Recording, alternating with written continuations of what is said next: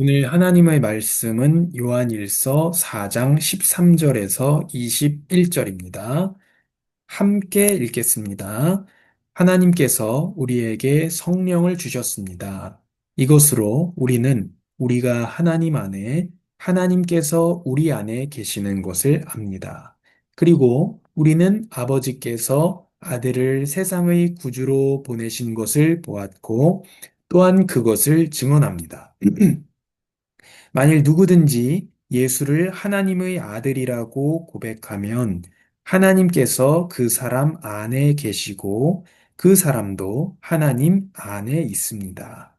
우리는 우리를 위한 하나님의 사랑을 알고 또한 믿었습니다. 하나님은 사랑이십니다. 누구든지 그 사랑 안에 거하는 사람은 하나님 안에 있고 하나님도 그 사람 안에 계십니다. 이렇게 하나님의 사랑이 우리 안에서 온전히 완성되면 우리는 심판날에 담대함을 갖게 될 것입니다.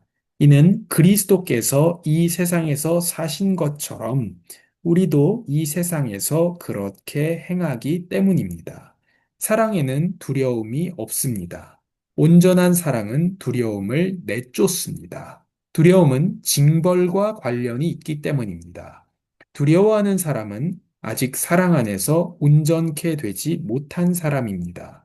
우리가 사랑하는 것은 하나님께서 먼저 우리를 사랑하셨기 때문입니다.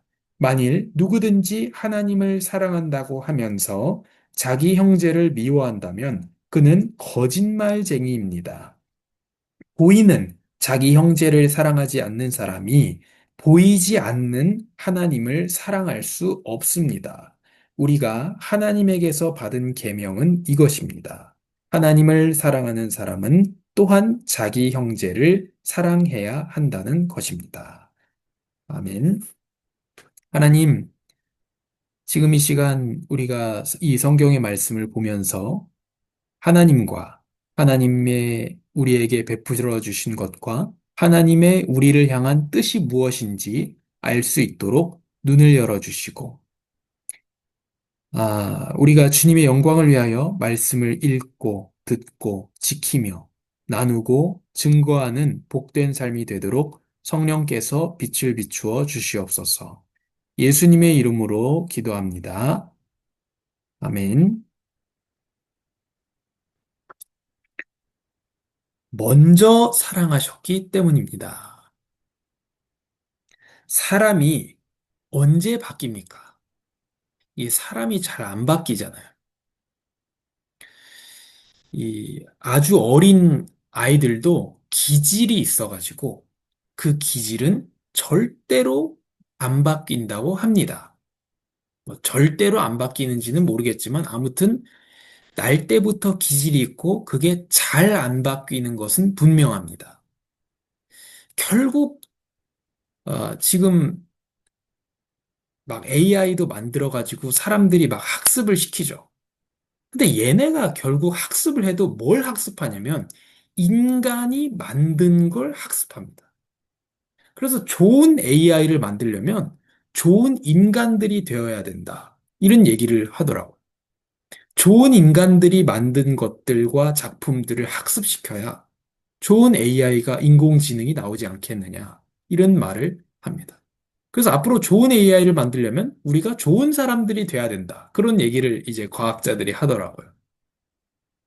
결국 인간의 문제가 사람이 이렇게 발전을 해왔지만 여전히 전쟁을 하고 지금 지구상에 하나님께서 과학자들에게 지혜를 주시고 또 하나님께서 지구의 그 과학자들의 지혜를 활용해서 만들 만한 모든 그 어떤 금속들이라든지 이런 재료들을 다 준비해 주셔서 이 땅의 농작물이 얼마나 풍족한지 그 주일에 딸기 묻는 얘기 해주셨는데 저도 그것도 또 봤거든요. 다시 그 말씀해 주셔서 찾아봤더니 정말 그거 다 땅에 버리잖아요. 하나님이 지혜를 주시고 재료를 주시고 비를 내려주셔서 한 명도 굶어 죽지 않을 충분한 식량이 지구에 많이 있습니다. 근데 그거를 다 땅에 묻죠. 왜냐? 그걸 공짜로 나눠주면 단가가 떨어지고 회사의 이익이 줄어드니까. 그래서 그것 때문에 10억, 20억의 사람들이 밥을 하루에 한 끼도 못 먹으면서 살고 있잖아요. 하루에 1달러로 사는 사람들이 10억, 20억 되는 거 아닙니까? 그 왜 그러겠습니까? 결국 하나님은 충분한 은혜를 주셨는데 인간의 탐욕과 죄악이거든요. 그걸 또 뭔 탓을 합니까? 하나님 탓을 한다는 거예요. 그래서 이런 걸 볼 때 결국 인간이 문제입니다. 근데 인간이 바뀌어야 되는데 안 바뀐단 말이에요.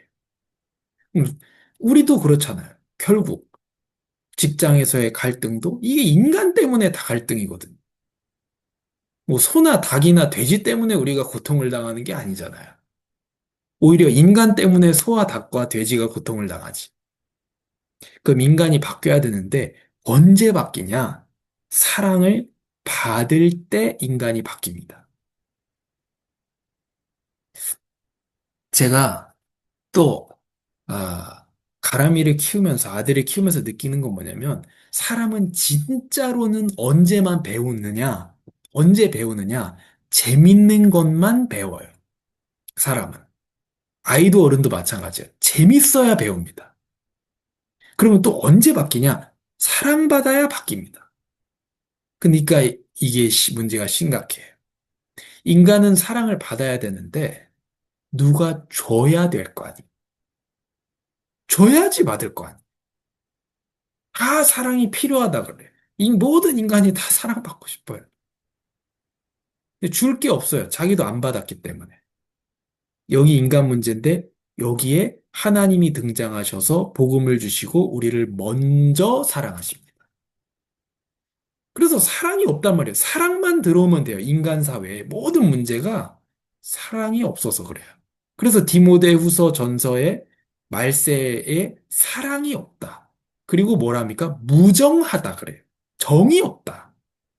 지금이잖아요. 결국 인간 사회에 사랑만 들어오면 됩니다. 결국 부부 문제도 다 뭐예요? 사랑하면 아무것도 문제 안 돼. 그런 얘기 안 들어보셨습니까? 아내가 예쁘면 처갓집 말뚝에도 절을 한다는 얘기 안 들어보셨어요? 사랑만 하면 아무것도 문제가 안 돼요. 결국 인간 문제는 사랑이 들어와야 되는데 누가 시작을 해야 된단 말이에요. 받아야 변해서 사랑할 거 아니에요? 근데 하나님이 시작하셨다는. 그래서 오늘 말씀의 제목이 먼저 사랑하셨기 때문입니다. 13절부터 15절까지를 보면 하나님께서 우리에게 성령을 줍니다. 성령이 오셔야 새 사람이 됩니다. 그러니까 우리는 사랑을 못하는 사람이에요. 원래 인간은. 죄인된 인간은 사랑을 못합니다.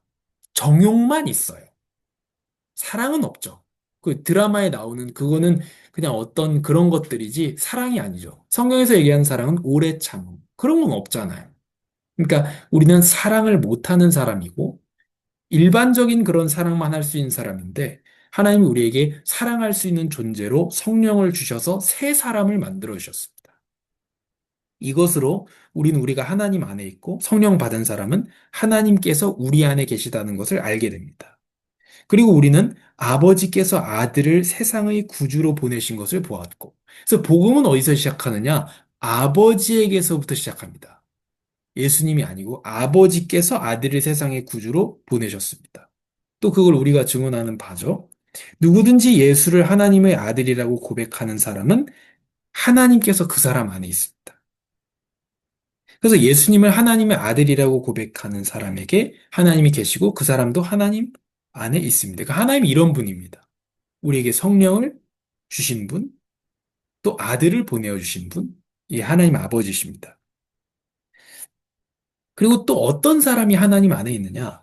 고백만 했을 뿐 아니라 16절부터 18절까지 보면 우리는 우리를 위한 하나님의 사랑을 알고 하나님의 사랑이 뭡니까? 그 아들을 보내주신 거. 우리가 하나님을 사랑하지 않는데 로마서 5장에 밝히는 것처럼 우리가 하나님과 원수이고 우리가 아, 하나님과 원수되었고 우리는 선인도 아니고 우리는 죄인인데 죄인인 우리를 위해서 하나님께서 독생자를 보내주시고 예수님의 죽음으로 하나님의 사랑을 증명하셨다. 그 하나님의 사랑은 증명된 사랑이다라고 말하는 것처럼 그 예수 그리스도를 보내주신 아들을 내어주신 하나님의 사랑을 아는 사람, 그리고 또한 믿는 사람. 그래서 하나님은 사랑이신데 누구든지 그 사랑 안에 거하는 사람은 이 사람은 하나님 안에 있고 빛 가운데 행하는 사람입니다. 그래서 이런 모든 요소들이 다 따로따로 있는 게 아니라 하나님의 자녀는 누구냐? 예수님을 하나님의 아들이라 고백하는 사람, 또 하나님의 사랑을 알고 믿고 그 가운데 거하는 사람입니다. 이 사람은 어떠냐? 하나님 안에 있고 하나님도 그 사람 안에 계셔서 담대함을 가집니다. 심판날에. 그러니까 뭐가 담대함을 가지느냐? 예수님을 하나님의 아들이라고 고백하는 것, 당연하고 예수님을 그리스도로 고백하는 것. 그리고 하나님의 사랑, 내 신앙생활이 아니라 내가 좋은 설교 듣고 있어. 내가 어떤 좋은 목사님의 가르침을 받고 있어. 이런 게 아니라 하나님의 사랑을 아는 사람. 그러니까 어떻게 보면 좋은 메시지, 좋은 설교를 찾아다닐 것도 없는 거죠. 그 마음은 이해가 되지만 하나님의 사랑을 알고 믿고 그게 근거가 된다는 겁니다. 그리고 그 사랑 안에 내가 거할 때 내가 사랑할수록 확신이 생깁니다. 내가 사랑받은 사람이라는 것을. 예수 그리스도를 하나님의 아들이라고 고백해도 확신이 생기고, 이런 사람은 담대함을 가지게 됩니다. 왜냐? 이는 그리스도께서 이 세상에 사신 것처럼 우리도 이 세상에서 그렇게 행하기 때문입니다. 예수님을 믿는 것, 그리고 또 뭡니까? 예수님을 따라 사는 것. 이 두 가지 다 그런 사람은 심판날에 담대함을 가집니다. 그래서 성화라고 하는 것은 단계라기보다는 과정입니다. 근데 성화를 보통 단계로 봐요. 내가 이제 예수 그리스도로 말미암아 의롭다함을 얻었습니다. 이제 조금씩 한 단계, 한 계단, 한 계단, 한 계단, 한 계단 거룩해져 갑니다. 이런 개념으로 보통 생각을 합니다. 그렇기 때문에 잘 자라나가는 것 같다가 오히려 엄청나게 후퇴하는 완전 박살나는 상황 속에서 그 어떤 예를 들면 어떤 목사님이라든 이런 사람이 확 무너졌을 때 이해가 안 된단 말이에요. 계단을 분명히 올라가고 있는 것 같았는데, 그러나 성화는 계단을 올라가는 수행의 단계가 아닙니다. 거룩해져가는 단계가 아니고 하나님과의 관계와 친밀성이에요. 그래서 단계로 올라가는 게 아니죠. 관계라는 건 단계적으로 발전하는 게 아니잖아요. 친해졌다가 멀어졌다가 친해졌다가 멀어졌다가 하는 거. 내가 한 달 사귀었어도 엄청 가까울 수도 있는 것이고, 10년 만난 사람이어도 멀어져 있을 수도 있는 것처럼 수행의 단계가 아니라 하나님과의 관계가 성화입니다. 가까울수록 거룩한 삶이 나오는 거죠. 거룩한 삶을 만드는 거 아니고. 그래서 사랑에는 두려움이 없습니다. 또 두려워하는 사람은 아직 사랑 안에서 온전케 되지 못한 사람입니다. 이건 두 가지를 얘기하는 거예요. 첫째는 하나님의 사랑을 모르기 때문에 두려워하는 것이고, 또 한 가지는 하나님의 사랑을 충분히 받아 누리지 못했기 때문에 내 삶 속에서 사랑이 나타나지 않기 때문에 두려운 겁니다. 19절부터 21절에 보면 우리가 사랑하는 것은 하나님께서 먼저 우리를 사랑하셨기 때문입니다. 이거는 뭘 말하느냐면 내가 하나님이 나를 먼저 사랑하셨기 때문에 내가 사랑할 수 있는 존재가 되었고 그 사랑으로 내가 감화를 받았기 때문에 다른 사람 사랑할 수 있다라는 뜻이기도 하고 또 우리를 사랑하셨다. 처음부터 나를 사랑하셨다가 아니고 그래서 하나님 나를 사랑하신 것처럼 이 사람도 사랑한단 말이에요. 그렇기 때문에 하나님이 나를 오래 기다렸잖아요. 오래 기다려서 내가 드디어 하나님의 사랑을 이해하게 됐단 말이에요. 그렇기 때문에 이 사람을 향해서도 나도 오래 기다려야 된단 말이에요. 나도 오래 기다려서 사랑을 알게 됐잖아. 그렇기 때문에 이 사람은 하나님 사랑 몰라요. 그러면 나도 오래 기다려야 되는 거예요. 이 사람 알 때까지. 내가, 우리가 용서를 받았기 때문에 용서해야 되는 것이고. 또 이 사람을 볼 때 내가 그리스의 피값 주고 사셨지만 이 사람도 피값 주고 사신 형제요 자매라면 내가 그 이유 때문에 사랑하는 거예요. 그래서 하나님을 사랑하기 때문에 사람을 사랑하는 겁니다. 그래서 만일 누구든지 하나님을 사랑한다고 하면서 자기 형제를 미워한다면 그는 거짓말쟁이입니다. 그럴 수 없다는 거예요. 그러니까 일시적으로 그렇습니다. 일시적으로 미울 수 있고 일시적으로 싫을 수 있지만 말세에 대해서 얘기하고 또 믿지 않는 자에 대해서 뭐라냐면 무정하고 원통하고 원한을 풀지 않는다 그래요. 무정하고 원통하고 원한을 풀지 않는다. 그래서 미워할 수는 있지만 끝까지 가서는 안 된다는 거죠. 그건 거짓말쟁이다.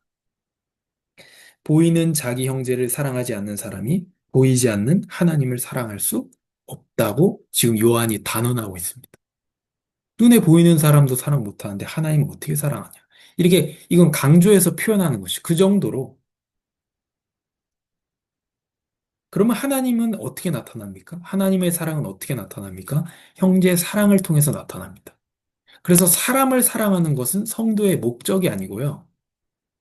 아, 성도의 어떤 도구입니다. 주님의 영광을 위해서 하나님 사랑하기 때문에 사람을 사랑하는 것이죠. 그래서 우리가 하나님에게서 받은 계명은 이것입니다. 하나님을 사랑하는 사람은 또한 자기 형제를 사랑해야 한다는 것입니다.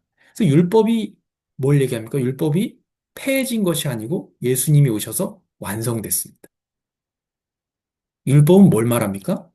사랑을 말합니다. 율법은 사랑을 말하고 있는 이웃을 사랑하기 때문에 이웃의 재산을 탐내지 마라. 남의 가정을 사랑하기 때문에 남의 남자 여자를 건드리지 마라. 남의 생명이 소중하기 때문에 살인하지 말라. 하나님을 사랑하기 때문에 하나님 이름 함부로 부르지 말라. 그래서 예수님께서 이것을 또 요약해 주셨죠. 율법에서 제일 중요한 계명이 무엇입니까? 하나님을 사랑해라. 둘째도 이와 같으니라 그랬어요. 이와 같으니 사람을 사랑해라. 이웃을 사랑해라 했어요. 그 말은 하나님을 사랑하는 것. 하나님을 사랑하기 때문에 이웃을 사랑하는 것이 그 안에 있다는 겁니다. 그래서 두 개인 것 같지만 하나인 거죠. 이게 계명이라고 합니다. 그럼 누가 하나님의 자녀라 그랬어요? 요한 이렇게 얘기합니다. 계명을 지키는 사람입니다. 그럼 이게 뭐지? 누가 하나님의 자녀예요? 예수를 그리스도로 믿는 사람이잖아요. 근데 요한이 이렇게 얘기해요. 그 얘기도 하지만 계명을 지키는 사람이 하나님의 자녀래요. 그럼 뭐예요? 율법주의입니까? 계명을 지켜서 구원받습니까? 그게 아니에요. 하나님의 사랑을 받은 사람은 변화되어서 사랑을 행하는 사람으로 변한다는 겁니다. 그래서 그 사람은 하나님의 자녀다. 이렇게 말하는 거죠. 그래서 우리가 하나님께서 우리를 먼저 사랑하셨다는 것을 기억하면서 이번 주간에 우리에게 성령을 주셔서 사랑할 수 있는 새 사람으로 만들어 주심에 감사하고 또 우리에게 확신을 주신 하나님께 감사하고 그래서 요한일서 5장에 보면 내가 이 편지를 쓰는 이유가 확신을 주기 위해서 편지를 쓴다고 합니다.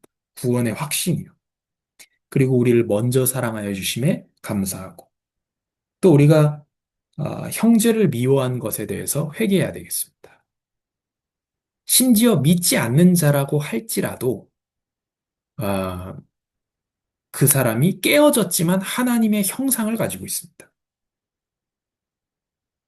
또 하나님께서 우리를 먼저 사랑하셨기 때문에 마땅히 사랑하는 도전해야 되겠습니다. 마땅히 사랑해야 된다 했습니다. 그리고 또 한 주간 또 그런 저한테 재미있는 어떤 질문이었는데 마땅히 사랑해야 되는데 마땅히 사랑이 안 될 때 어떻게 해야 되느냐? 그 질문에 대한 답이 여기 있습니다. 내가 사랑했어요. 내가 용서하고 내가 불쌍히 여기고 긍휼을 베풀었습니다. 그땐 뭐를 하면 됩니까? 확신을 가지고 담대하면 됩니다. 그리고 감사하면 돼요. 아, 그래. 내가 용서받았기 때문에 용서한다. 감사하고 증거하면 됩니다. 근데 저도 그럴 때 있거든요. 나는 용서를 받았는데 얘는 용서가 안 돼요. 나는 사랑을 받았는데 얘는 사랑이 안 돼요. 이게 문제란 말이야. 알아, 그래. 내가 이게 말도 안 되는 거 알아. 내가 이게 치사한 것도 알아. 난 용서받았는데 쟤를 용서 못하면 안 되는 거 알아. 근데 용서가 안 된단 말이에요. 그럴 땐 어떻게 해야 됩니까? 그럴 때 우리 어떻게 해야 되는지 아세요? 겸손해지는 거. 왜요? 우리는 그런 인간이거든. 자기는 100억을 빚진 사람이 나를 까줬는데 나는 10만 원 빚진 사람의 돈을 멱살을 잡는단 말이에요. 그러면 안 되는데. 하나님이 나를 용서해 주셨는데 나는 내 가족과도 친하게 지내지 못한단 말이에요. 하나님 나를 위해서 아들의 생명을 줬는데 나는 내 가족이 용서가 안 될 때가 있단 말이에요. 그때 우리는 낮아지는 거. 이런 인간이다, 내가. 그러면서 어떻게 합니까? 반대로 너무나 감사한 거예요. 왜요? 내가 용서를 받아놓고도 이 사람을 용서하지 못할 것을 알고도 용서했다는 거. 내가 엄청난 사랑을 받고도 이 사람을 사랑하지 못할 것을 알고도 사랑했단 말이에요. 그래서 우리는 너무나 감사한 겁니다. 어떻게 되는지 아십니까? 우리의 약함도 하나님을 높이게 되고요. 우리의 강함도 하나님을 높이게 됩니다. 내가 용서하면서 하나님이 용서를 받았기 때문에 마땅한 용서를 한다. 마땅한 사랑과 긍휼을 베푼다. 내가 용서와 사랑과 긍휼을 못하면서 그럼에도 불구하고 하나님 나를 사랑하셨다는 사실에 우리는 겸손해지면서 하나님을 찬양하게 됩니다. 그래서 이번 한 주간에 우리의 사랑과 용서와 긍휼을 베풀면서 주님을 높이고 그게 안 돼도 겸손해지면서 주님을 높이는 우리 아름다운 교회가 되기를 바랍니다. 하나님, 우리를 먼저 사랑해 주시고 성령 하나님을 보내주시고 그 아들 예수 그리스도를 보내주셔서 우리가 새 사람이 되게 하시고 우리의 죄악을 씻어주시고 그리스도의 대신 피 흘리심으로 우리의 죄를 속죄하여 주시니 감사합니다. 마땅히 사랑하게 하시고 우리가 하나님 앞에 감사하며 찬양하는 삶이 되게 하시고 우리가 사랑하고 긍휼을 베풀고 용서할 때 확신을 가지게 하시고 우리가 받은 사랑과 용서와 긍휼에 대한 확신을 가지고 담대하게 하여 주시옵소서. 또한 우리가 하나님의 크신 사랑에도 불구하고 사랑하지 못하고 긍휼을 베풀지 못하고 용서하지 못할 때에는 겸손해지게 하시고 그것을 다 알면서도 우리를 사랑하시고 용서하시고 긍휼을 베풀어 주신 하나님만을 영원토록 찬양하는 아름다운 교회가 되게 하여 주시옵소서. 예수님의 이름으로 기도합니다. 아멘.